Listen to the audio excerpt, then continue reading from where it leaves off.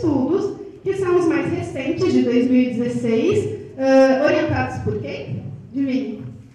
Maria Amélia, óbvio. Né? Não são meus. Eu defendi o meu em 2014 e 2010, então eu não tive a oportunidade de utilizar a escala CIS no meu estudo, né? Ela começa a ser validada em 2013, então não há possibilidade de eu utilizar isso no ano de 2014, até porque eu defendi em fevereiro de 2014, enfim, não dá. Mas eu escolhi 2 estudos que utilizaram a escala CIS, mas não utilizaram esse plano centrado aí na pessoa, tá? Esse plano aí, a primeira vai ser a da Elisiane, que é a nossa aqui, que vai trabalhar aqui no Paraná, tá? Mas elas, a partir da escala, elaboraram planos, implementaram, monitoraram, verificaram o processo e replicaram a própria escala e compararam os resultados após 1 ano de intervenção, uma delas, e a outra foi após 6 meses de intervenção, tá? Essa dissertação foi a coleta de 6 meses, né? Vocês sabem que mestrado tem 24 meses travados para serem defendidos, então ela trabalhou a questão de programa Vida na Comunidade para familiares de jovens com deficiência intelectual. Também procurei pegar estudos que mostrassem habilidades mais complexas de serem ensinadas, né? Porque a atividade de vida diária aqui é bagatela, todo mundo já fez, já sabe como fazer e tal. E às vezes a gente fica com dúvida de como fazer outras atividades. Então, e todas as informações, eu fui da banca da Patrícia, ela é formada em licenciatura em Educação Especial pela UFSCar, ela faz um TCC, onde ela já tem uma primeira experiência com currículo funcional, e aí então ela entra para o mestrado, né? E ela vai qualificar a tese dela na segunda-feira, dia 19, e essa tese dela também vem com uma inovação, que é a questão do ensino à distância para familiares, implementar a questão de currículo funcional natural com as famílias, né? Não li o trabalho ainda, tá? Já recebi, mas eu não tive tempo de ler, tá? A defesa dela, qualificação vai ser dia 19 de novembro, agora desse ano de 2018. Então, mas eu acompanhei um pouco do processo, enfim. E aí ela traz essa inovação que vai ser bastante interessante, né? Porque daí a gente começa a ter essas questões aí feitas de monitoria, né? São reuniões que ela faz online e tal, mas eu não consegui não abrir o arquivo e dar uma olhada nos gráficos, porque eu sou louca por gráficos, porque ele permite a gente olhar o processo. Eu vi que são muito interessantes os resultados, tá? Mas ainda não li, mas a gente deixa essa informação para vocês depois. Essa aqui, ela não fez nada com ensino à distância, ela fez tudo presencial, ela, a família. Então, veja, para ela conseguir pensar no ensino que ela vai conseguir fazer por meio de uma plataforma, com as instruções, orientações e tal, ela vivenciou todo esse processo anterior, né? Então, isso permite que ela monte conteúdos com muita qualidade. É importante, e a gente tem visto que internacionalmente tem se discutido muito essa questão da vida na comunidade, autonomia e tal, então o trabalho dela vem a contribuir com isso. O objetivo é avaliar a eficácia do programa que ela montou, Vida na Comunidade, para pais e familiares, com a finalidade de favorecer a independência em atividades de vida da comunidade de jovens com deficiência intelectual, tá? Então, ela vai trabalhar junto com esses familiares e com os jovens de 19 a 29 anos, né? São estudos que têm um número reduzido de participantes, obviamente, porque vocês vão ver a complexidade que é a implementação. São 4 jovens e 4 familiares, tá? Ela vai trabalhar com esse número de participantes. Por quê? Isso exige avaliação, implementação, né? Enfim, tudo isso é bastante árduo, então os programas eles acabam sendo validados. Eu não vou mostrar para vocês a questão de delineamento científico, porque eu acho que não vem ao caso, ok? Mas ele demonstra evidências científicas de que funciona com os devidos controles experimentais, ok? Só isso que precisa ser dito, tá? Ela utilizou o programa que ela montou, entrevistas com os pais, protocolo de observação e a escala de intensidade de suporte, tá? Ela aplicou no início e no final.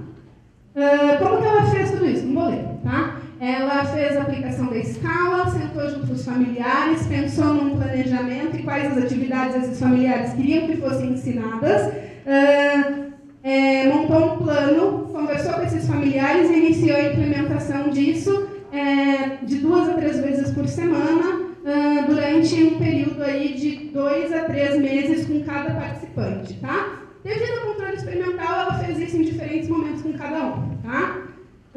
E aí ela fez uma análise dos resultados depois a partir dos protocolos que ela preenchia, ok? Veja, sim, são necessários protocolos. Gente, precisa você pensar numa cadeia de comportamentos que são envolvidas no processo. O que a Patrícia quis ver com o estudo dela? Ela quis saber se esse jovem ele teria independência para se deslocar na comunidade e para fazer compras, tá? E aí ela descreve uma cadeia do que se refere a deslocar-se, né? Então ela coloca lá, levar o mapa de orientação. Veja, existia um mapa, ela ensinou eles a lerem mapas, gente, coisa mais linda do mundo, né? Ele começou com mapas bastante simplificados e terminou com mapas do Google, né? Você vai lá, digita o endereço, imprime e sai para onde precisa, né? Então, é bem interessante. Pegar um carrinho... eu não consigo ler.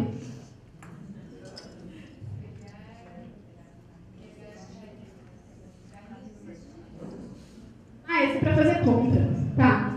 Não, tô ali. Sair do local de partida, identificar onde está no mapa, né? Então conseguir se orientar, andar do lado da calçada para o lado o que seja longe do meio-fio, então próximo né? Enfim, todas essas orientações minuciosas, falar, mas precisa tudo isso? Para o jovem dela precisava, né? No momento que você anda com ele na rua, ele pega na tua mão, né? Então no início ela foi passear com ele na rua, junto com a família, obviamente. E aí ele pega na mão da mãe, né? Ela fala assim, vamos ali até a outra mercearia e aí eu vou junto com vocês. E me mostra como é que vocês fazem. E aí a mãe pega na mão e faz todo aquele processo, né? De fazer pela pessoa e não ir ensinando como é que ele pode fazer para ir sozinho. E aí nisso ela traça todo o objetivo dela. E ela descreve passo a passo como que ela vai fazer para ensinar, tá? Então, qual que é a riqueza das dissertações e teses? É que você tem todas essas cadeias de comportamento descritas, né? Elas podem te dar ideias de como que você pode adaptar isso para o seu aluno, né? Então, isso é bem importante, é um material que está aí disponível gratuitamente, tá? Outra coisa que ela pensou é o seguinte, o que é funcional para propiciar a aprendizagem que a família faça e o que não é funcional. Então, eu pegar o aluno pela mão e levar não é funcional, concorda? Né? Eu pegar e dar orientação para ele e seguindo do lado dele, ele fazendo é funcional. Isso possibilita a aprendizagem, certo? Então, ela também faz um elencado de comportamentos que possibilitam a aprendizagem e um elencado de comportamentos que não possibilitam a aprendizagem, tá?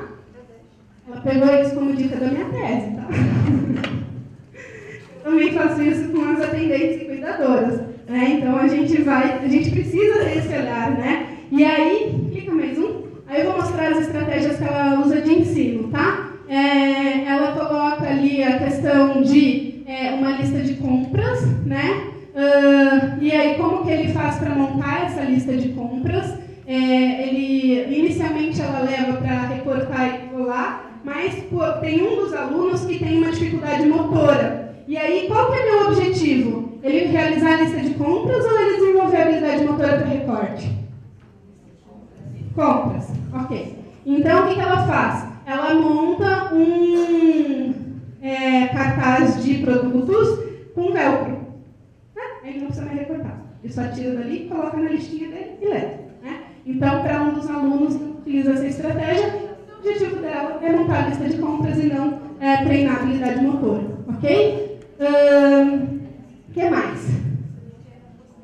Aqui é uma receita. Ela não coloca essa parte do procedimento ali, mas no momento da leitura de receitas, de fazer compras, né? Então pode começar com a questão de mercado ali fictício, a questão da associação do dinheiro, né? com relação aos produtos, né? Então, ter uma noção de que cada produto tem um preço e que a soma de todos esses preços é o montante que dá a conta, né? Então, ter essas noções, né, elas podem parecer inicialmente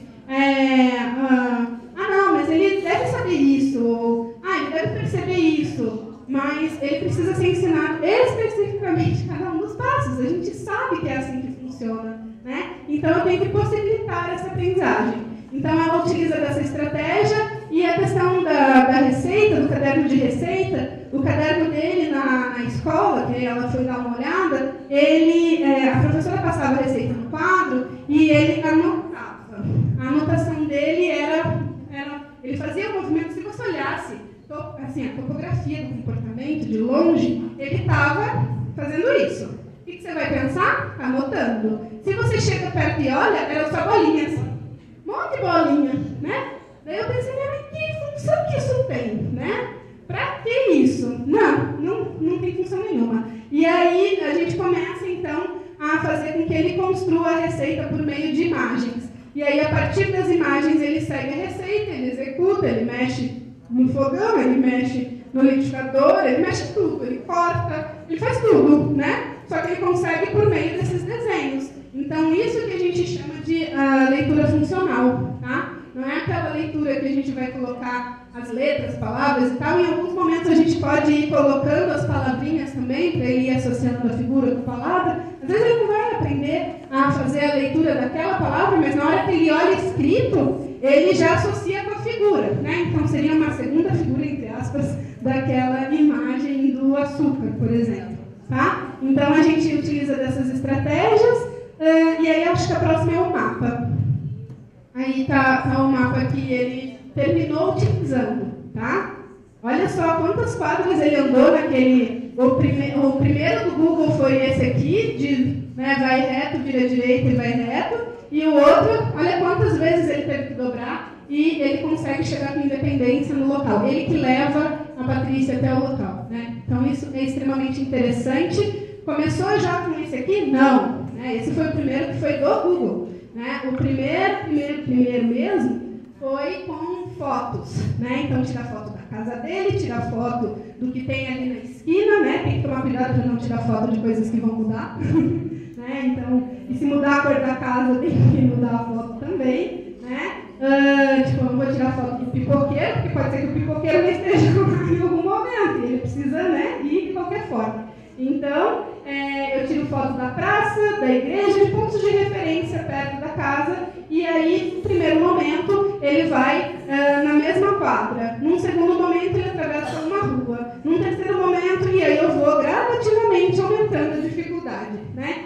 Então, há necessidade de fazer esse plano gradual, né? Eu não posso chegar e falar, não, essa semana a gente vai para o Parque Zoológico, que é do outro lado da cidade, pegar ônibus. Não, calma. Né? A gente precisa ir fazendo esse passo a passo, aumentando a dificuldade de forma gradual, porque eu vou possibilitando que ele vá tendo independência, vá tendo sucesso, vá se sentindo bem, e aí ele abraça mais a ideia da aprendizagem, né? E aí no final eu tive que trazer um gráfico, tá, gente? Vocês já podem começar a se acostumar.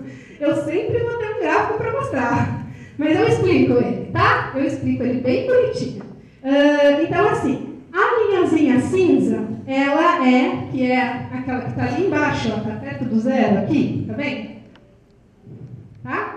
Isso aqui é a porcentagem de independência para realizar a atividade de deslocar-se do jovem, tá?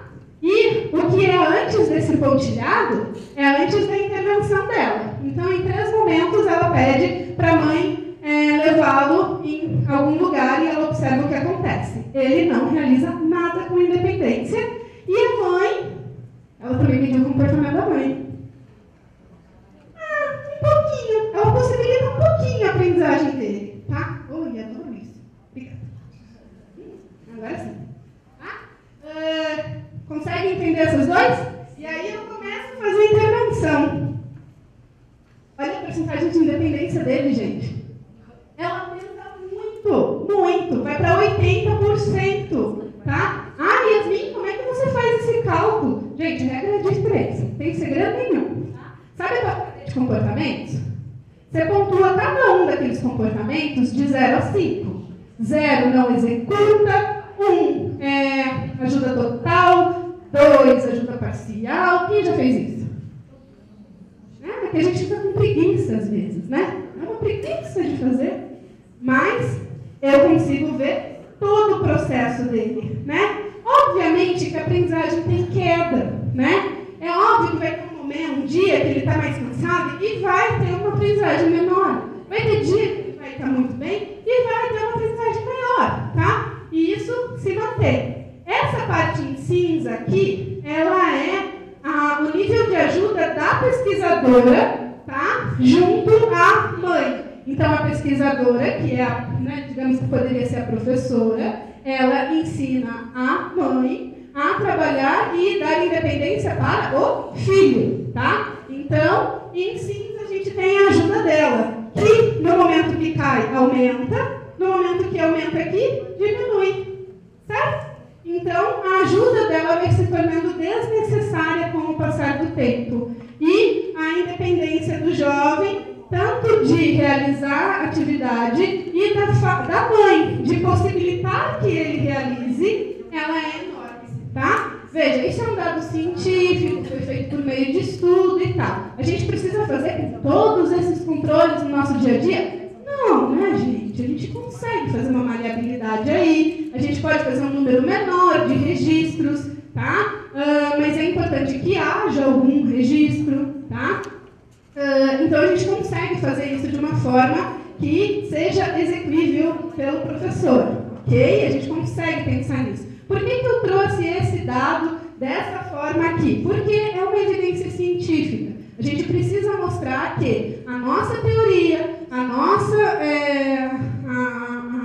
o arcabouço de onde a gente vem teórico, ele tem evidências que comprovam que é eficaz, né? Então, assim, a gente tem atualmente as 10 teses e dissertações defendidas desde 2000 para cá, que são as que estão disponíveis online, tá? Que foi feita uma busca. E desses 10 trabalhos, todos eles demonstram esse tipo de efetividade com o currículo funcional natural, tá? Então, se eu somar esses 10 trabalhos feitos em diferentes regiões, com aí um número X de participantes, dá um número interessante, né? Eu poderia fazer aí uma análise sistemática para poder mostrar essa comprovação científica, né? Então, o currículo funcional natural, ele tem um poder muito grande de possibilitar esse processo de independência, tanto para a pessoa que está ali no ambiente, no dia a dia, e ela não tem um conhecimento específico da área da educação, né?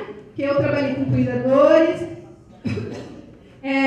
A Annalise trabalhou com cuidadores, eu trabalhei com técnicos de enfermagem e a Patrícia trabalhou com familiares, e todos eles aprenderam muito bem a como desenvolver planos. Eles faziam registros e mostravam, olha, hoje ela conseguiu tal passo a mais, né? Então eles ficam empolgados em conseguir fazer o registro e mostrar para a gente o que estava ali, né? Então isso é extremamente importante, tá? Deu para entender a figura? Depois da explicação? Tá bom. Isso aqui é importante. Essa parte é legal, tá? Veja, cada uma das cores, vou explicar as cores primeiro. Em vermelho é a porcentagem que ele não realiza, tá? Em laranjinha é o que ele realiza com ajuda total. Em amarelo é o que ele realiza com ajuda parcial. Exato, obrigada. Tá? Em verde é o que ele...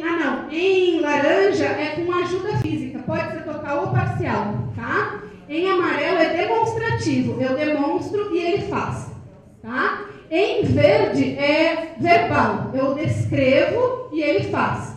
Em azul é com independência, ok?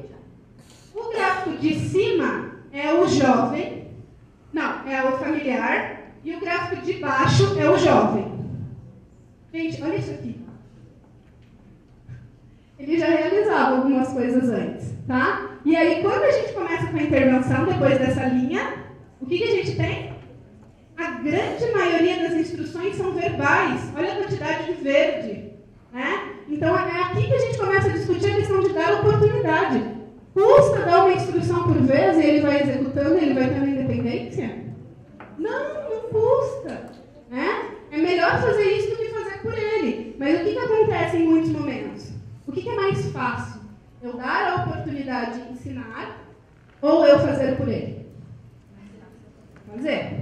Tá? E aí, acho que a Patrícia não mostra isso no trabalho dela, mas na minha tese, tem uma questão assim. Quando a cuidadora fazia por ele, quando a técnica fazia por ele, ela demorava, acho que ele tomava banho em menos de 10 minutos. Coisa horrorosa, né? Banho é uma coisa tão boa, né? Em 10 minutos estava lá, ele já trocado, banhado, seco, com roupa limpa, enfim, tudo. Ótimo. Quando a gente começa a dar oportunidade para ele fazer, as primeiras atividades, quanto tempo ele leva? 45, 47 minutos. Né? E aí, no final do estudo, com quanto tempo ele está pronto? 15 minutos. Ok, tempo razoável. Bom, né? Ele é aquela duchinha rápida, banho, né? Sem muita frescura, sem cabelo comprido, né? Então, dá para tomar banho em 15 minutos. Então, foi um processo, né?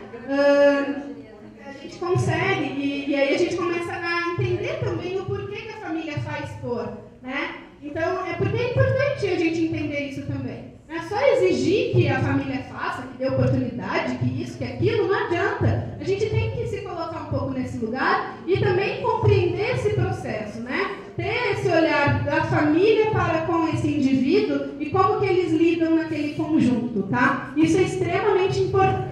Então, o que eu quis mostrar para vocês com essas cores, acho que fica claro isso, né? Desde o primeiro momento, tem situações que ele faz sozinho, olha, e a grande maioria é com ou verbal ou demonstrativo. Auxílio físico total é muito pouco, ou parcial, né? É muito pouco, tá? Então, veja, por que esse jovem já não estava fazendo isso antes?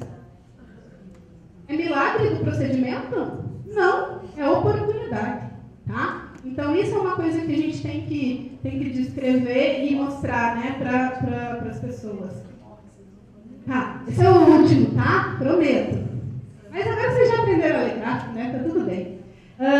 Aqui são os comportamentos funcionais e disfuncionais, né? Então, você vê, no momento, o disfuncional, ele está grande e o funcional está pequeno. O que é o comportamento funcional? É o que possibilita ele aprender. E o disfuncional é o que não possibilita, ok? A gente chama de adequado e inadequado, porque na realidade não existe comportamento que seja disfuncional no ambiente, né? Todo comportamento tem função. Todo. Ele pode não ter uma função adequada ou socialmente aceita, mas ele tem uma função, ok? Então a gente chama de adequado e inadequado, tá? Corrigindo. E aí, no momento que eu começo a intervenção e eu ensino esse familiar aqui a ser adequado, vira. Tá vendo? Que coisa mais linda de se ver? A gente não precisa de todos esses controles na nossa prática, tá? Isso é só para mostrar para vocês que cientificamente já está mais do que comprovado e existem vários programas aí que vocês podem replicar, tá? A gente não precisa... já tem protocolos prontos, já tem programas prontos. A gente pode pegar isso como base para desenvolver a nossa prática. E aí aqui, a do jovem, né? Então, assim, e aí a gente mostra exatamente a função entre a questão do comportamento do familiar, quando ele passa a possibilitar a aprendizagem, o jovem passa a aprender. Puxa! Cadê a deficiência aqui? Ela estava no ambiente dele. Onde estava, gente? No ambiente. Se eu chamo o familiar de ambiente, estava no ambiente. A partir do momento que ele dá a oportunidade, o cara aprende. Né? Então, a gente consegue ver muito claramente a função. Né? A funcionalidade entre o comportamento que nós fazemos e então nós somos o ambiente desse jovem e a possibilidade que ele vai ter ou não de aprendizagem. Né? Isso vai depender muito mais de mim do que dele. Tá? Então, o interessante era mostrar esse processo. E aí, isso tende a manter e a aumentar. Tá? Deu para entender o processo? Alguém quer que explique de novo? Tá tudo bem? Então tá bom. Eu explico de novo. Se vocês não entenderam, o problema foi da minha explicação. Que a gente não aplica porque vai funcionar só com os nossos alunos com deficiência intelectual, a gente aplica no que a gente faz. Tá? Então, e aqui é a coisa mais linda, né? A escala, o final da escala. Lembram aquele quadrante que é a foto do nosso jovem? Tá? Em vermelho é a primeira aplicação. Quanto mais alto, pior, lembram? Porque ele precisa de mais intensidade de apoio. Quanto mais baixo, melhor. Então, em vermelho é a primeira aplicação e em verde a segunda. Tá? E aí a gente consegue ver nitidamente que, ao trabalhar atividades de deslocamento e atividades de fazer compras, a gente consegue uma mudança incrível em todas as áreas, nesse jovem 1. Conseguem ver a diferença? Aqui a gente consegue quase todas, menos na de habilidade de emprego. Tá? Aqui também a de emprego fica, né, um pouquinho, e aqui já era baixa, né, atividades sociais. E aqui também a de emprego, e aqui a de aprendizagem ao longo da vida. Acho que é isso. Não, é saúde e segurança. Tá? Saúde e segurança. Bom, aqui, saúde e segurança. Tá? Então, mas dá para ver nitidamente. Veja, o que foi isso aqui? Foi um semestre. Esse é só com intelectual, né? Esses eram jovens adultos só com deficiência intelectual, mas eram considerados jovens e adultos com deficiência intelectual, assim, pelo diagnóstico, tá? Não fui eu que fiz, não fui eu que apliquei. E assim, a gente sabe que críticas, mas a avaliação deles é com VISC, né? Não é nem com VAIS, e foi feita quando eles tinham 7, 8 anos. Então, assim, essa avaliação dizia que ele era nível tipo grave, assim. Então ele estava na instituição desde sempre, e ele... Mas aí a gente questiona, né? Grave quando? Né? Enfim, porque não foi reatualizado. E aí uma das coisas que a gente coloca em discussão é assim, ele não vai deixar de ter o diagnóstico de deficiência intelectual, tá? Não vai deixar. Por quê? Porque a cada mudança de ambiente, a cada mudança de fase do desenvolvimento, ele vai precisar de suporte. Tá? Isso não vai mudar, ok? No entanto, o nível de gravidade, ele é alterável, sim. Aqui, estou provando para vocês. Com relação à definição nova entre aspas, né, de deficiência intelectual, que vem desde 2010 com a Associação Americana, e a partir de 2015, 14 para o DSM em inglês e 15 para o DSM em português, a gente tem que nível de gravidade de deficiência intelectual é medido por quê? Avaliação de comportamento adaptativo, não mais de coeficiente de inteligência. Então, se o nível de gravidade de deficiência medido pela avaliação de comportamento adaptativo, o que eu tenho aqui? Mudança do nível de gravidade de deficiência. Tá? Então, ele pode sim mudar isso a partir do momento que ele tem oportunidade para. Tá? E aí o currículo funcional, ele vai colocar essas questões do como realizar isso. Né? Então, a gente tem o currículo para fundamentar todos os nossos procedimentos e esses instrumentos para nos dar diretrizes. A discussão maior que fica é que, ao modificar o comportamento dos pais, que é o ambiente, é oportunizar aos jovens maior independência na realização das atividades, integração e interação na sociedade. Né? E aí tem todos os outros trabalhos, inclusive os meus, que já mostram isso também, que mostram essa efetividade. Né? Então, a gente tem, assim, o currículo funcional, ele vem num primeiro momento lá em outro país, mas a gente já tem muitos estudos há muitos anos que comprovam a evidência e a eficácia dele aqui. Não tem noção da hora. Tá bom, esse é um outro programa. Eu posso só mostrar os resultados da CIS? Posso? Pode ser? Tá. Esse daqui, ela fez em transição para a vida adulta, ela trabalhou numa instituição de ensino superior, onde ela fez um grupo de orientação com jovens com deficiência intelectual. Tá? Também jovens só com deficiência intelectual, nesse caso, um nível considerado leve pela avaliação. A Betânia, inclusive ela vai ter uma palestra e uma fala lá no Congresso Brasileiro de Educação Especial, e ela foi questionada na defesa dela porque ela aplicou o VAIS. Ela aplicou o VAIS com todos antes, e aí ela fez a aplicação da escala. E ao final da defesa dela, as professoras da banca questionaram o seguinte: por que você não aplica o VAIS também no final para ver se a gente tem diferença? Por que não? Já que é pesquisa científica, né? E aí ela não publica isso na tese, porque não dá tempo, mas eu conversei com ela, porque eu fiquei louca de curiosa, né? Falei, quando você vai fazer? Eu ficava mês a mês, eu perguntava, já aplicou algum para ver a diferença? E aí ela falou que em todos demonstram um aumento no coeficiente de inteligência, mas assim, não estatisticamente, enfim, que dê para comprovar estatisticamente, mas todos os que participaram apresentaram um aumentozinho ali no coeficiente de inteligência, não estatisticamente significativo, mas todos eles mostraram esse padrão. O que a gente, da área de estudo, assim, já fica com os olhos brilhando, assim, acha super interessante. Mas é óbvio, né, gente? Já era de se esperar. Mas o interessante é o teste ter sido sensível a isso, né? Essa era a nossa curiosidade. Será que é? E ele é, né? Porque é um teste que avalia muito habilidades acadêmicas, né? E a questão de atenção, concentração e tal. Então, a gente ficou com essa dúvida. Mas isso foi um dado super interessante. Vamos lá para os resultados? O objetivo foi avaliar o programa. Aqui é o programa, tá? Ó, os alunos com DI tinham tutores, tinha o amigo do almoço, faziam exercícios físicos e tinha um tutor acadêmico, né? Olha a estrutura que bacana para a gente inserir esse cara no ensino superior, né? Vê a questão quando a gente trabalha aí com indivíduos que não têm um comprometimento tão grande, né? Então, mostrei duas perspectivas aí para vocês.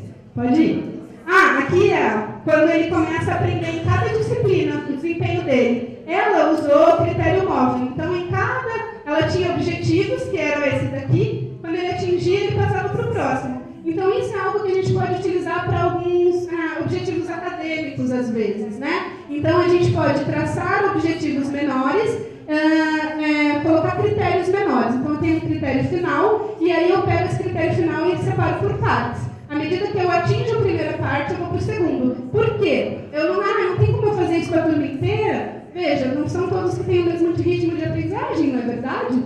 A gente trabalha tanto com isso, a aceitação de cada um, e aí a gente vai lá na sala de aula e aplica. Todo mundo tinha que ter aprendido a lavar a mão. Isso, não vai ser tudo na mesma velocidade, né? Então ela faz esse tipo de planejamento e eu quero mostrar a avaliação da CIS. Isso. Aqui ela faz, então ele já tinha um nível bastante leve, e aqui ele, então, demonstra que com as habilidades ele ainda diminuiu ainda mais a intensidade de suporte dele. Né? Veja, a mudança às vezes que a gente tem daqui, quando o aluno ele apresenta um nível de intensidade muito alto, às vezes é um pouco maior. Né? Quando vai chegando cada vez mais aqui para baixo, ela vai ficando mais difícil de ser alterada. Tá? Então isso aqui é uma diferença enorme em todas as áreas, praticamente menos a de habilidades sociais. E aí a gente vê que se repete, ó. Esse daqui, que a aprendizagem ao longo da vida tinha um comprometimento bastante alto, caiu para 9, o restante quase 0, né? Esse aqui também diminui um pouquinho. Ó, todos, tá vendo? Isso. E aí a questão é discutir justamente essa transição para a vida adulta, né? Que é extremamente importante. E tem o último slide, acabou. Essa é uma citação que eu gosto, tá? Menino não tem que passar de ano, quem passa de ano é o tempo, menino tem que ser avaliado, percebido, orientado, estimulado, menino tem que ser amado. Cada aluno conseguirá em tempos diferentes. Eles não serão repetentes, serão apenas diferentes uns dos outros. Tá? Então, é isso que a gente precisa pensar quando a gente tem nossos alunos dentro de sala de aula. Tá bom? Obrigada a todos pela atenção e desculpa ter corrido no final.